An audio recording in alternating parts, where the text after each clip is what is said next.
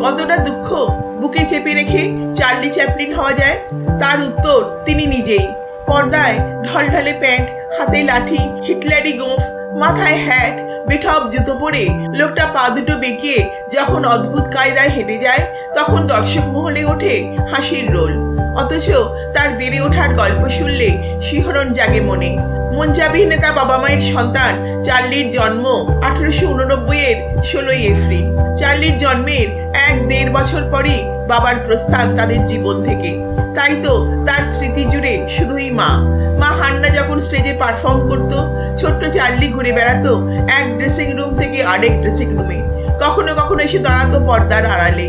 হঠাৎই সবকিছু বদলাতে শুরু করলো। ঠান্ডা লাগলেই গলা বসে যাচ্ছিল হান্নার।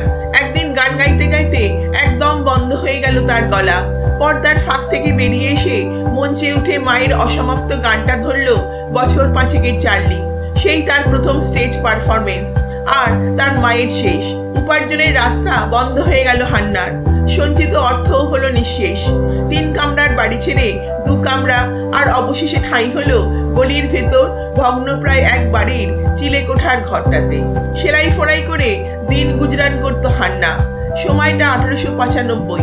চার্লি তখন বছর 7। আর্থিক অনটন আর দুশ্চিন্তায় মানসিক ভারসাম্য হারানো হান্নাকে ভর্তি করতে হলো হসপিটালে। দুঃখের দিনের সেই শুরু।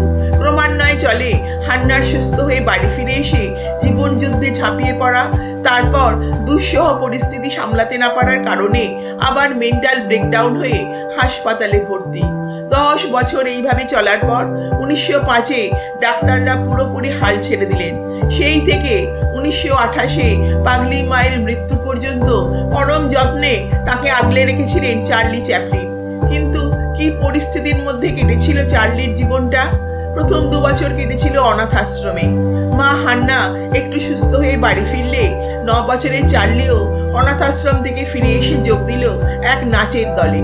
পড়াশোনায় ইতি টেনে শুরু হলো লন্ডনের শহরতলিতে ঘুরে ঘুরে নাচের শো। তখন থেকেই জাগলো ইচ্ছেটা, নাচিয়ে নয়, সে হবে কমেডিয়ান।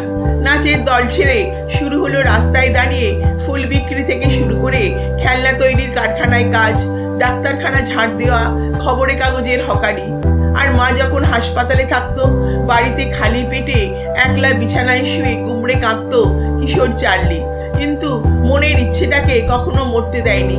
কাজের ফাঁকে ফাঁকে ময়লা জামা কাপড়ে একটু ধোপ দুরস্ত করে পরে জুতোর ফাটাটা লুকিয়ে নিয়ম করে হাজির হতো বেডফোর্ড স্ট্রিটের থিয়েটার এজেন্সিগুলোর দৌড়ে দৌড়ে। মুখে একটাই প্রশ্ন, কোনো বাচ্চা ছেলের পার্ট আছে? ওরাই থিয়েটার কোম্পানিগুলোকে অভিনেতা সাপ্লাই করে। অবশেষে মিলল সুযোগ। 1903 থেকে শুরু হলো থিয়েটারে কমেডিয়ান চরিত্রে অভিনয়। সেই শুরু 1907 সালে যখন তার বয়স 18, তার জীবনের প্রথম উল্লেখযোগ্য ঘটনা হলো দ্য কার্নো কোম্পানিতে যোগদান। তখনকার দিনের ব্রিটেনের এই স্বনামধন্য কোম্পানিটা হাস্যরসাত্মক নাটক তৈরি করে দেশ বিদেশে প্রদর্শন করে বেড়াতো। 1910 সালে আমেরিকা সফরের সময় নজর কাড়লেন অনেক নামি দামি চলচ্চিত্র নির্মাতাদের। তারপর আর পিছনে ফিরে তাকাতে হয়নি। 1914 মেকিং আর লিভিং সিনেমাতে প্রথম আত্মপ্রকাশ হলো তার। তারপর থেকে ওই বোকাশোকা চরিত্রের মধ্যে দিয়ে হলো চার্লি চ্যাপলিনের বিশ্বজয়। পরে একদিন নিজের ছেলেকে বলেছিলেন, অতি বড় দুঃখের দিনেও জাগিয়ে রেখেছিলাম ইচ্ছেটাকে, একদিন আমি হব পৃথিবীর সর্বশ্রেষ্ঠ অভিনেতা। এই আত্মবিশ্বাস আর জেদি ছিল আমার এগিয়ে যাওয়ার প্রেরণা। এগুলো না থাকলে তোমার জীবনই বৃথা।